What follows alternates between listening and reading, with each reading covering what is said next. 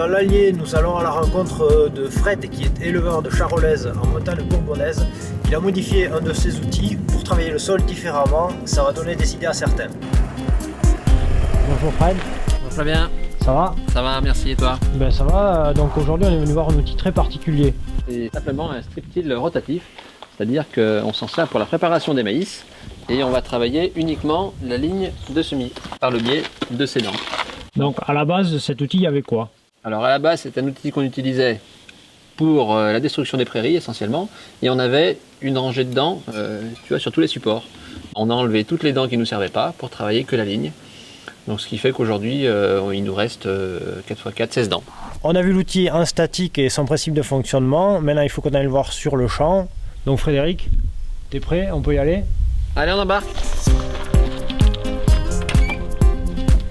Installe-toi.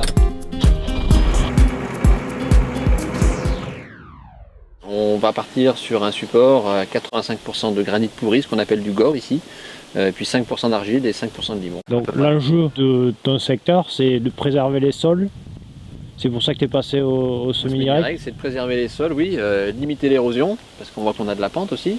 Et donc une terre travaillée avec un coup d'orage, toute la terre qui est en haut se retrouve en bas. Alors on aura 3,50 m de terre en bas et puis plus rien en haut. L'objectif premier, c'était de ne travailler que la ligne de semis. On ne voulait pas travailler l'intégralité de la parcelle. On avait un couvert avant, donc on avait un sol qui était déjà très organisé. Et c'était dommage de casser la porosité naturelle du sol en faisant un travail partout. Et ça nous permettait aussi, avec le couvert qui restait en place, de faire ce qu'on peut appeler un paillage entre les rangs. Et ce paillage, ça limite la levée des adventices. Donc c'est comme une bâche naturelle au sol.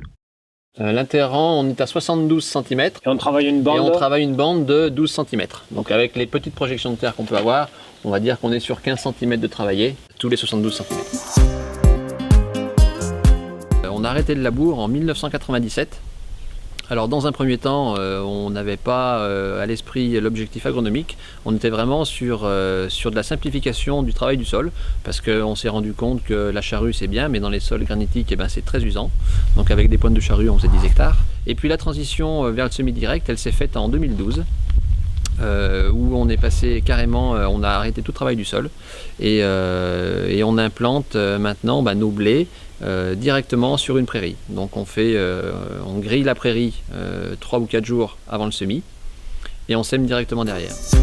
On remercie Frédéric pour la présentation de son strip-till rotatif, comme quoi avec un outil ancien on peut toujours trouver une amélioration et favoriser l'implantation des graines dans la terre.